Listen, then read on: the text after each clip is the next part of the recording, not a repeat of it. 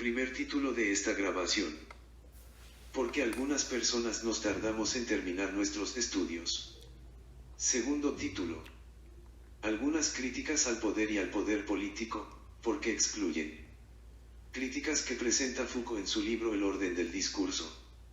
Ensayo de Mario Villegas González, grabación del 14 de febrero del año 2023 a las 18:59 de la tarde. Nota número 1. Mario Villegas González es profesor en la UAM hace 37 años y en la UNAM hace 34. Egresó del CCH Sur y luego de la Facultad de Filosofía y Letras, ambos sistemas escolares de la UNAM. En esta estudió la licenciatura, la maestría, y ahí está terminando su tesis de doctorado dedicada al poder político en Marx, Sartre y Foucault. Nota número 2. En estas páginas, ensayo significa he aquí las palabras de Mario Villegas González, quien presenta una breve interpretación del libro de Foucault El orden del discurso. Fin de la nota 1 y 2. Epígrafe. Iniciemos por decir que, aceptamos el orden y el orden del discurso si justifican el contrato social. Entonces, porque este está en crisis, usemos al menos el arma de la crítica. Dice Foucault. Siempre puede decirse la verdad en el espacio de una exterioridad salvaje, pero no se está en la verdad más que obedeciendo a las reglas de una policía discursiva, nos lo dice Foucault en su libro El orden del discurso, página 38. Fin del epígrafe. Parte 1. Introducción.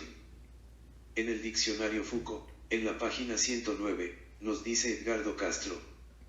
En su libro Arqueología del Saber, Foucault define el discurso como el conjunto de enunciados que provienen de un mismo sistema de formación, página 141 en el libro de Foucault Arqueología del Saber. Por lo tanto, discurso refiere el conjunto de enunciados que remiten a idénticas condiciones de existencia, página 153 en el libro de Foucault. Arqueología del Saber.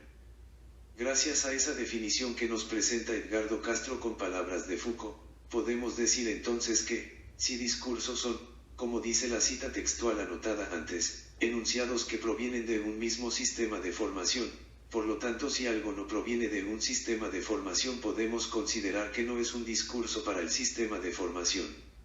Ese sistema da el visto bueno o da el aval a lo que es un discurso y a lo que no lo es. Ese sistema de formación podemos entender que ya está en formación, ya existe, cuando deriva de ahí un orden del discurso, un orden que le da existencia al discurso. Por ejemplo, si publico algo por mi iniciativa, que no deriva del orden establecido por el sistema de formación, verbigracia una universidad que tiene en sí ese sistema de formación, es decir que incluye un comité de publicaciones, entonces lo publicado no importa para ese sistema de formación porque no se apegó a un orden, es decir no entró en el orden del discurso. Por lo que es excluido. Se da la exclusión como, nos dice Foucault. Una separación y un rechazo. Michel Foucault. En su libro El orden del discurso, página 15. En adelante todas las citas textuales son de ese libro. O bien, si es discurso lo que yo publico fuera de un sistema de formación, pero como no remite a idénticas condiciones de existencia establecidas por una institución no está en el orden del discurso. Por no estar en ese orden del discurso asumo que no le importa a ese sistema de formación, creo que para este es nada o no es de importancia, no tiene validez oficial, esta expresión no tiene validez oficial me recuerda la credencial de elector del INE vencida, que por estarlo no me la reconocen en el banco como credencial válida para cambiarme cheques por dinero en efectivo, sí soy yo, pero para el banco, me hace sentir el banco, soy el que dice la credencial cuando tenga la credencial oficial vigente, entonces así me crea como sujeto apegado al orden del discurso. Mientras no me dé identidad vigente la credencial, demostrado eso con cambiarme el cheque, me siento tratado por el banco como un objeto. Eso por un lado, por otro lado es cierto que nos basta pensar cómo funciona un semáforo para darnos cuenta de la necesidad del orden. Parte 2. Desarrollo. Gracias a obedecer un orden será aceptado tu discurso, es decir, se nos dice. Hay un orden, el orden del discurso, si te apegas a ese orden tu discurso, por ejemplo, tus palabras escritas, o tus palabras orales, o ambas a la vez, tu discurso será aceptado. Eso nos lo dice una institución, o más de una institución, puede ser el Estado, el macropoder por vía de la constitución política, o nos lo dicen las normas del derecho, o puede ser una de estas instituciones con micropoder, una universidad, o una escuela, la familia, la religión, la cárcel, el hospital, el asilo, la vida sexual regulada así por medio de la biopolítica, etc. Notemos que, si la institución avala lo que publico me constituye en sujeto, la institución me constituye en sujeto, que publica algo que importa, así entonces, la institución siento que me da existencia, me crea, establece que sí contiene verdad de entre lo que doy al público, pero lo establece hasta que entra al sistema de formación del orden del discurso. Mientras no entra al sistema de formación del orden del discurso, lo que yo publico por mi cuenta lo excluye el sistema, la institución. Y esta es solamente una forma de exclusión, se da esta al no establecer la institución la verdad de mi discurso, y no la establece por no apegarse al orden del discurso, es decir, por no apegarse a él. Hay otras formas de exclusión, algunas de las cuales menciona Foucault en su libro El orden del discurso. Por discurso Foucault no entiende una simple actualización verbal, sino un conjunto de enunciados que dependen de un mismo sistema de formación. El discurso se considera algo más que el lenguaje oral o escrito, se refiere también a cómo se usa el lenguaje en la realidad de los contextos sociales, el uso es fundamental para entender lo que es el orden del discurso, C.F.R. Foucault. Historia de la sexualidad, volumen 2, el uso de los placeres. Podemos hablar de tres funciones positivas del discurso, entre otras, resolver pretensiones de validez, coordinar interacciones sociales y determinar el sentido de las actividades humanas. Pero, nos dice Foucault, en toda sociedad la producción del discurso está a la vez controlada, seleccionada y redistribuida por cierto número de procedimientos que tienen por función conjurar sus poderes y peligros. En una sociedad como la nuestra son bien conocidos los procedimientos de exclusión. El más evidente, y el más familiar también, es lo prohibido. Página 14. Podemos creer que lo prohibido es lo que mejor le ha funcionado al sistema para excluir, y diagonal o para el orden, para perpetuar la lucha de clases que hace años la tiene ganada la burguesía, y por lo tanto el Estado capitalista. Con lo prohibido se ha logrado evitar o disminuir, o hacer inocua, algo que no hace daño, la participación con crítica al sistema de prohibición, y, pese a Internet, específicamente las redes sociales que son posibles con la tecnología que pone a nuestro alcance la participación social sin pasar por un sistema de exclusión que establezca que sí es digno y que no lo es, por estar prohibido lo prohibido se disminuye su efecto liberador. Obviamente, aprobamos que exista lo prohibido, pero nos preguntamos, ¿hay casos en los que lo prohibido puede considerarse que lo es por una decisión dogmática, propia por ejemplo del totalitarismo, en el sentido en el que lo usa Hannah Arendt en su libro Los orígenes del totalitarismo, en forma de nazismo, fascismo, estalinismo? Otro mecanismo de exclusión, el segundo que menciona Foucault es referido con palabras de Foucault, nos dice Foucault que se da, la oposición entre razón y locura. Ante él se vive, dice Foucault, una separación y un rechazo. Pienso en la oposición entre razón y locura. Página 16. De la persona considerada loca, dice Foucault. Su palabra es considerada nula y sin valor, no contiene ni verdad ni importancia. Página 16. Y, si simplemente la persona está estresada o se da un dictamen equivocado. Ante esa oposición entre razón y locura, nos dice Foucault que, si bien es necesario el silencio de la razón para curar los monstruos, basta que el silencio esté alerta para que la separación persista. Página 18. Y más adelante dice Foucault. Quizás es un poco aventurado considerar la oposición entre lo verdadero y lo falso como un tercer sistema de exclusión. Página 18. No obstante, Foucault alude a ese tercer sistema de exclusión.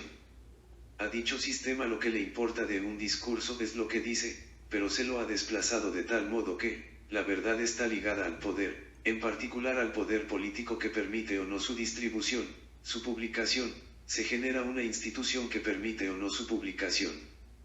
Por ejemplo, en México contamos con el IFAI, Instituto Federal de Acceso a la Información.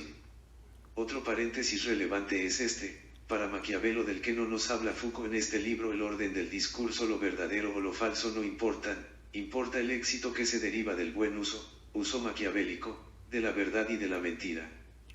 Así que la verdad se apoya en bases institucionales, así Verbigracia, la escuela, UNAM, UAM, etc., los centros de investigación, por ejemplo, CONACYT, libros avalados por instituciones, laboratorios, sabios, que poseen toda una pedagogía. Confróntese página 22. Instituciones que tienden a ejercer presión y coacción, dice Foucault. Creo que esta voluntad de verdad tiende a ejercer presión y coacción. Página 22. Incluso se ejerce presión y coacción en las prácticas económicas. Nos dice Foucault que hay prácticas económicas, codificadas como moral, han pretendido racionalizarse y justificarse, han buscado sus cimientos o su justificación, primero naturalmente, en una teoría del derecho, después, a partir del siglo XIX, en un saber sociológico, psicológico, médico, psiquiátrico, como si la palabra misma de la ley no pudiese estar autorizada en nuestra sociedad más que por el discurso de la verdad. Página 23. Es decir, como si la verdad no bastase por sí sola para saber la verdad, se nos hace creer por lo tanto que para tener validez, importancia, la verdad debe pasar por todo un filtro de instituciones, en caso de no hacerlo es despreciada, excluida de un orden, del orden del discurso. El caso que nos refiere Foucault es este, nos dice Foucault esto del padre de la genética. Mendel decía la verdad, pero no estaba, en la verdad, del discurso biológico de su época, no estaba según las reglas que se formaban de los objetos y de los conceptos biológicos, fue necesario todo un cambio de escala, el despliegue de un nuevo plan de objetos en la biología para que Mendel entrase en la verdad y para que sus proposiciones apareciesen entonces, en una buena parte, exactas. Mendel era un monstruo que decía la verdad, lo que provocaba que la ciencia no pudiese hablar de él. Página 37. Vemos en esa cita textual que lo que está en juego es el poder, en algunos casos es el fin encubierto, el poder, así que, suele hacerse valer el poder para manipular a la gente, pero también para hacer posible el orden, por ejemplo, el que establece el contrato social tal como lo explica Rousseau en su libro con ese título, el poder decir que es verdad y que no lo es en función de lo cual se puede servir la sociedad de ella, en caso de aprobar como verdad algo. Cierto, puede considerarse muy válido en la ciencia, y en otros contextos, el orden del discurso, es decir, el que algo sea aceptado como verdad por una institución, pero hasta dónde es bueno retrasar la difusión de la verdad. Lo que podemos sugerir es que se difunda, en los casos en los que sea posible hacerlo, que se difunda lo que se cree verdad por quien la sostiene como tal, cuando existan condiciones para hacerlo, pero que la gente sepa que está en proceso de investigación su aceptación, su validez, es decir, sugiero en algunos casos dar a conocer la verdad que alguien sostiene como tal, pero que la dé a conocer en calidad de hipótesis, en calidad de ensayo. Además, podemos creer que se excluye porque se cree que el poder no lo pueden poseer todos los integrantes de la sociedad, tal como si lo sostiene algún tipo de anarquismo, cree que sí es posible el autogobierno. Nota número 3. El anarquismo al que se alude en este ensayo es el propuesto por Sartre y que podemos leer resumido en internet con este título.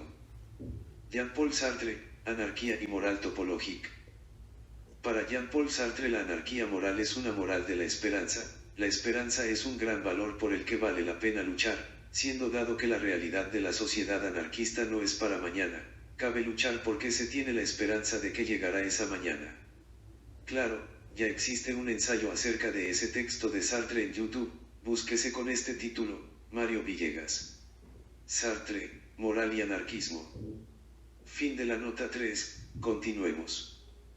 Podemos creer que, para el poder, para quienes ejercen el poder, el fin más importante no es la verdad, excepto esta verdad, es necesario saber lo que se debe hacer para conservar el poder. La exclusión entonces es primariamente la exclusión del poder respecto de quienes no lo ejercen, para que los que lo ejercen se perpetúen en él gracias a las instituciones que han creado para lograrlo. Insistamos, creemos algunos que la exclusión pone en juego el poder, un juego de ganas o pierdes, ganas según sepas excluir a los que no lo tienen. Volviendo brevemente a lo que se dijo de Mendel, entonces, nos dice Foucault. Para pertenecer a una disciplina, una proposición debe poder inscribirse en cierto tipo de horizonte teórico, página 35. Es decir, una proposición, o toda una tesis, de una tesis, para poder inscribirse en cierto tipo de horizonte teórico.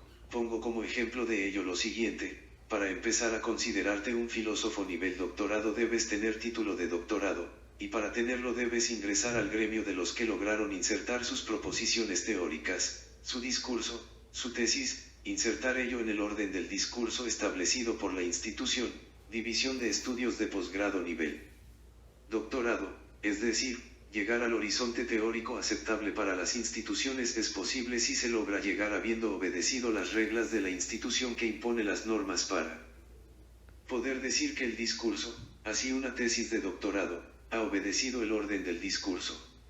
Sin ello, por no haber obedecido el orden del discurso, seguirás siendo miembro del grado que posees antes del doctorado, no importa que hace años están diciendo la verdad tus discursos, como en el caso de Mendel, caso antes mencionado, es decir, lo que publicas, no importa dónde, no vale para la institución como para darte el doctorado por no obedecer el orden del discurso, no cumples los requisitos de la institución. Puede entonces decirse la verdad, pero es uno un salvaje por pretender omitir el orden del discurso. Dice Foucault. Siempre puede decirse la verdad en el espacio de una exterioridad salvaje, pero no se está en la verdad más que obedeciendo a las reglas de una policía discursiva que se debe reactivar en cada uno de sus discursos. La disciplina es un principio de control de la producción del discurso. Se tiene el hábito de ver en la fecundidad de un autor, en la multiplicidad de sus comentarios, en el desarrollo de una disciplina una serie de recursos infinitos para la creación de los discursos. Quizá, pero no por ello pierden su carácter los principios de coacción. Y es probable que no se pueda dar cuenta de su papel positivo y multiplicador, si no se toma en consideración la función restrictiva y coactiva. Página 38. Podemos pensar entonces que quizás la cuestión relevante es la utilización de la verdad como medio para obtener un estatus de poder, concedido por quien ya lo tiene, es decir, éste tiene el control de los discursos. Dice Foucault del orden del discurso, que con este, dice Foucault, se trata de determinar las condiciones de su utilización, de imponer a los individuos que los dicen cierto número de reglas y no permitir de esta forma el acceso a ellos a todo el mundo. Enrarecimiento, esta vez, de los sujetos que hablan. Nadie entrará en el orden del discurso si no satisface ciertas exigencias o si no está, de entrada, cualificado para hacerlo. Página 38. Quizás se trata de limitar el acceso a la verdad. No debe estar al alcance de todo el mundo, y que conste que eso no se hace por cuestiones morales, no hay los buenos y los malos. Establecer el orden del discurso, por parte de las instituciones, se hace como un modo de ejercer el poder a favor de un orden, el orden del discurso, claro, y quiere el poder controlar la verdad, un poder principalmente político, pero también ocurre el orden del discurso, por el poder en la familia, en la escuela, en la religión, en el hospital, en el asilo, en la cárcel, instituciones que ejercen un micropoder. El Estado ejerce un macropoder. Podemos creer que el objetivo es ejercer el poder estableciendo exclusiones, dice Foucault. Para ser más preciso, no todas las partes del discurso son igualmente accesibles e inteligibles, algunas están claramente protegidas, diferenciadas y diferenciantes, mientras que otras aparecen casi abiertas a todos los vientos y se ponen sin restricción previa a disposición de cualquier sujeto que hable. Página 39. De ahí la secrecía, las sociedades cerradas, las sociedades de discursos. Dice Foucault. Las sociedades de discursos tienen el cometido de conservar o producir discursos, tienen un funcionamiento en parte diferente, pero para hacerlos circular en un espacio cerrado, distribuyéndolos según reglas estrictas. Piénsese en el secreto técnico o científico, piénsese en las formas de difusión o de circulación del discurso médico, piénsese en aquellos que se han apropiado del discurso económico o político.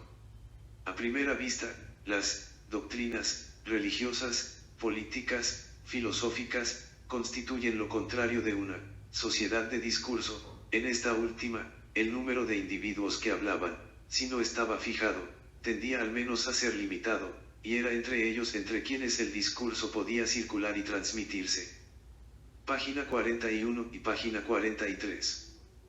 Terminemos con algo muy cercano a nosotros, los estudiantes que estamos haciendo estudios en alguna universidad, e incluso en otros grados de la educación escolar, debemos ser conscientes de la exclusión, pero más importante es reconocer la necesidad del orden, el hecho de que existe el orden del discurso, la conveniencia del orden, pero también debemos ser sensibles a las crisis que requieran críticas. Dice Foucault de la educación. La educación, por más que sea legalmente el instrumento gracias al cual todo individuo en una sociedad como la nuestra puede acceder a cualquier tipo de discurso, se sabe que sigue en su distribución, en lo que permite y en lo que impide, las líneas que le vienen marcadas por las distancias, las oposiciones y las luchas sociales. Todo sistema de educación es una forma política de mantener y de modificar la adecuación de los discursos, con los saberes y los poderes que implican. Página 45. Parte número 3. Conclusiones. Tenga o no tenga educación escolar, opino que cualquier ser humano puede decir la verdad, dice Foucault. Siempre puede decirse la verdad en el espacio de una exterioridad salvaje, pero no se está en la verdad más que obedeciendo a las reglas de una policía discursiva, nos lo dice Foucault en su libro El orden del discurso, página 38. En fin, de los sistemas de exclusión, dice Foucault. Digamos en una palabra que esos son los grandes procedimientos de sumisión, página 45. ¿Cuáles procedimientos de sumisión? Creemos que se refiere a los que usan las instituciones, y que los usan puesto que tienen varias funciones, por ejemplo conjurar los poderes y peligros, destaca Foucault. Que están entre los sistemas de exclusión, y por lo tanto entre los grandes procedimientos de sumisión, entre otros, los ya mencionados, en primer lugar, la palabra prohibida, en segundo lugar, la separación entre locos y cuerdos, y en tercer lugar, la voluntad de verdad, lo que establece el poder como la verdad. ¿Sumisión a quién?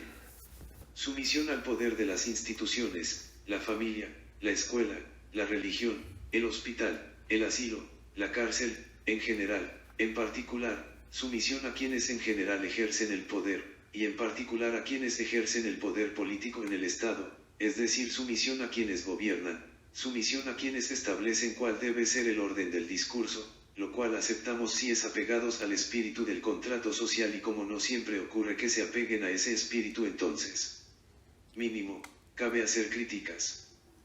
Entonces, si hay respeto al contrato social por parte de todas las personas que integramos la sociedad, quizás no está bien llamarle sumisión al hecho de apegarnos al orden del discurso, llamémosle una renuncia a nuestra libertad a cambio de que todos hagan lo mismo. El problema entonces es la violación de esa norma, es decir, el problema es la existencia de la corrupción, la existencia del maquiavelismo, de la tiranía, males que ameritan críticas.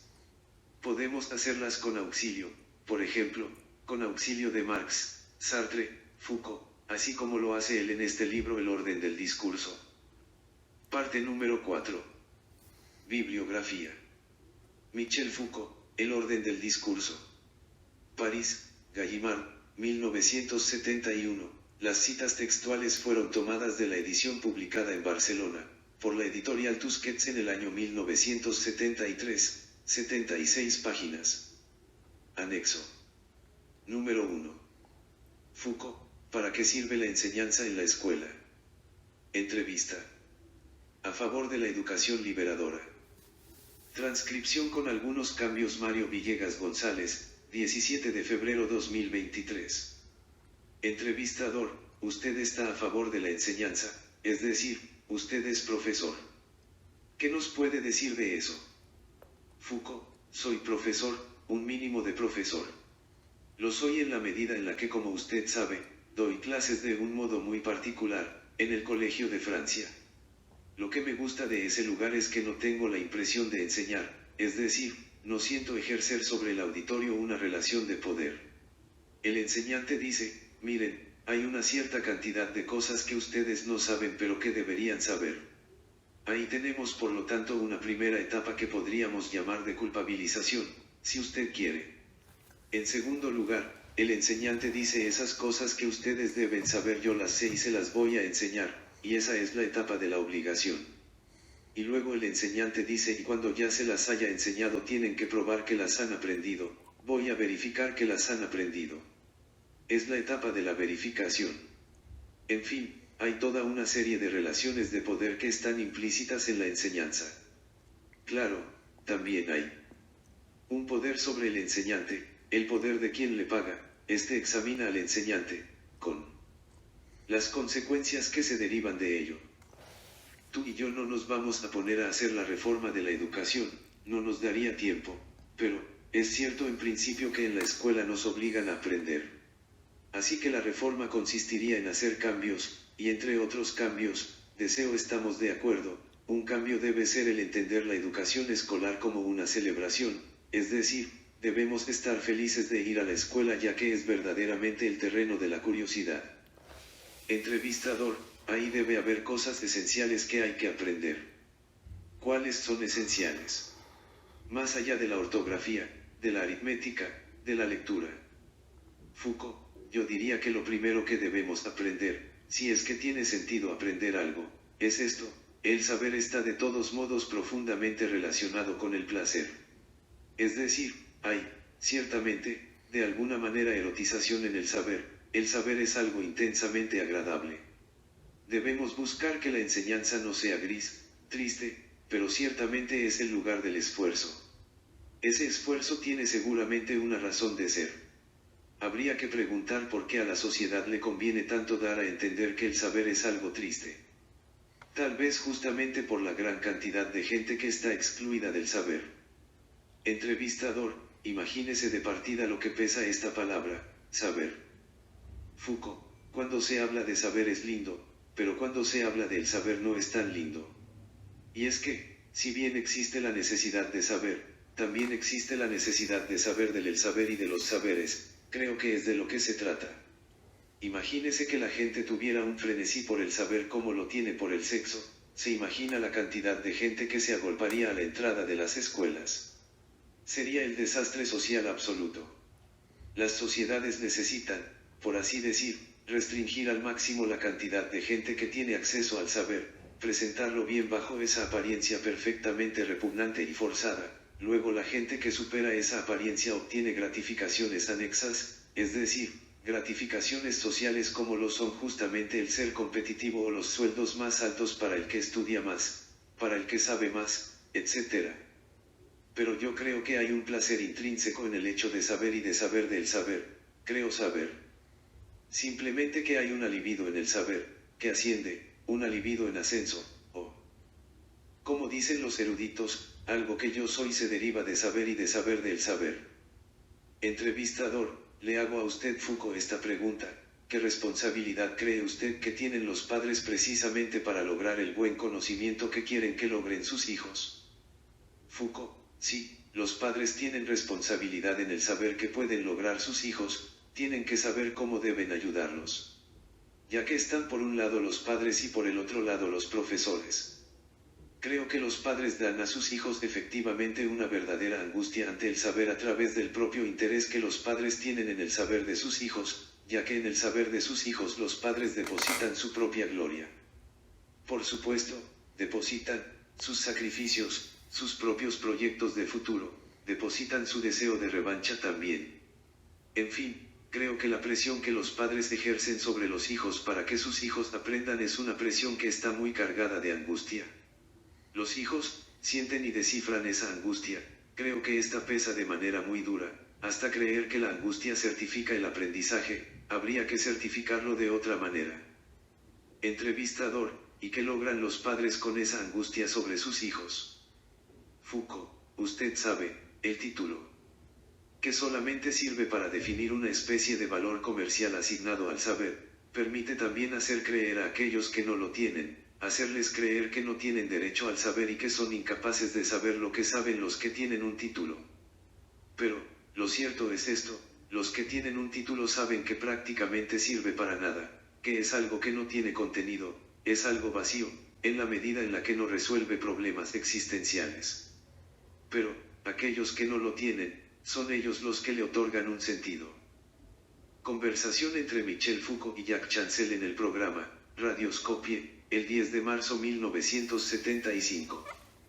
Confróntese esta transcripción con el conjunto de palabras que está en YouTube, búsquense con este título.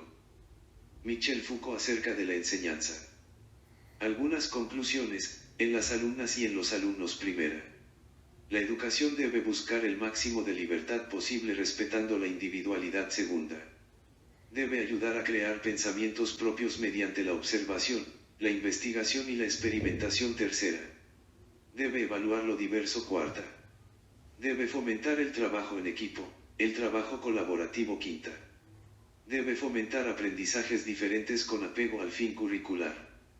Invito a ver este video que está en YouTube, el título es Foucault y la educación. Anexo número 2, a continuación, otras citas textuales, todas tomadas solamente del libro de Foucault, El orden del discurso.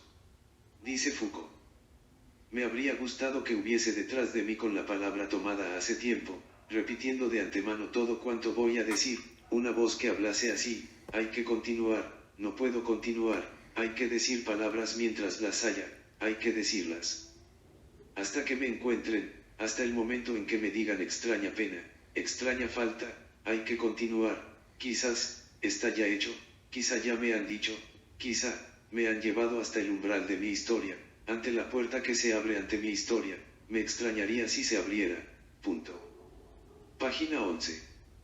Cita acerca de la ritualización. Dice Foucault que civilización, en apariencia, ha sido más respetuosa del discurso que la nuestra, donde se lo ha honrado mejor, donde aparece más radicalmente liberado de sus coacciones y universalizado. Ahora bien, me parece que, bajo esta aparente veneración del discurso, bajo esta aparente logofilia, se oculta una especie de temor. Todo pasa como si prohibiciones, barreras, umbrales, límites, se dispusieran de manera que se domine, al menos en parte, la gran proliferación del discurso, de manera que su riqueza se aligere de la parte más peligrosa y que su desorden se organice según figuras que esquivan lo más incontrolable. Todo pasa como si se hubiese querido borrar hasta las marcas de su irrupción en los juegos del pensamiento y de la lengua. Página 50. Nos dice Foucault que a través de las modalidades de poder se excluye, dice él, en una sociedad como la nuestra son bien conocidos los procedimientos de exclusión. El más evidente, y el más familiar también, es lo prohibido. Uno sabe que no tiene derecho a decirlo todo, que no se puede hablar de todo en cualquier circunstancia. Que cualquiera, en fin, no puede hablar de cualquier cosa. Tabú del objeto, ritual de la circunstancia, derecho exclusivo o privilegiado del sujeto que habla. He ahí el juego de tres tipos de prohibiciones, página 14. Foucault expone. Quizás es un tanto aventurado considerar la oposición entre lo verdadero y lo falso como un tercer sistema de exclusión, junto a aquellos de los que acabo de hablar. ¿Cómo van a poder compararse razonablemente la coacción de la verdad con separaciones como esas, separaciones que son arbitrarias desde el comienzo o que cuando menos se organizan en torno a contingencias históricas, que no solo son modificables, sino que están en perpetuo desplazamiento? Página 18. Foucault explica que, esta voluntad de verdad, como los otros sistemas de exclusión, se apoya en una base institucional, está a la vez reforzada y acompañada por una densa serie de prácticas como la pedagogía, página 22.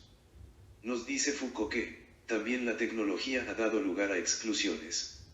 Dice, una disciplina se define por un ámbito de objetos, un conjunto de métodos, un corpus de proposiciones consideradas verdaderas, un juego de reglas y de definiciones, de técnicas y de instrumentos, una especie de sistema anónimo a disposición de quien quiera o de quien pueda servirse de él. Página 33. Indica Foucault, hecho curioso, bajo la influencia del mundo del internamiento tal como se ha constituido en el siglo XVII, la enfermedad venérea se ha separado, en cierta medida, de su contexto médico, y se ha integrado, al lado de la locura, en un espacio moral de exclusión.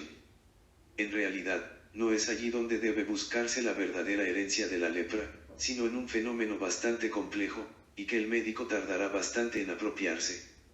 Ese fenómeno es la locura. Pero será necesario un largo momento de latencia, casi 2 siglos, para que este nuevo azote que sucede a la lepra en los miedos seculares suscite, como ella, afanes de separación, de exclusión, de purificación que, sin embargo, tan evidentemente le son consustanciales. Michel Foucault, Historia de la locura en la época clásica, volumen 1, parte 1. La nave de los locos, p9. Expresa Foucault. Resaltaré únicamente que, en nuestros días, las regiones en las que la malla está más apretada, allí donde se multiplican las casillas negras, son las regiones de la sexualidad y la política, como si el discurso, lejos de ser ese elemento transparente o neutro en el que la sexualidad se desarma y la política se pacifica, es más bien uno de esos lugares en que se ejercen, de manera privilegiada, algunos de sus más temibles poderes. Por más que en apariencia el discurso sea poca cosa, las prohibiciones que recaen sobre él revelan muy pronto, rápidamente, su vinculación con el deseo y con el poder. Esto no tiene nada de extraño, pues el discurso, el psicoanálisis nos lo ha mostrado, no es simplemente lo que manifiesta, o encubre, el deseo, es también el objeto del deseo, pues la historia no deja de enseñárnoslo. El discurso no es simplemente aquello que traduce las luchas o los sistemas de dominación, sino aquello por lo que, y por medio de lo cual se lucha, aquel poder del que quiere uno adueñarse. Página 15. Expone Foucault.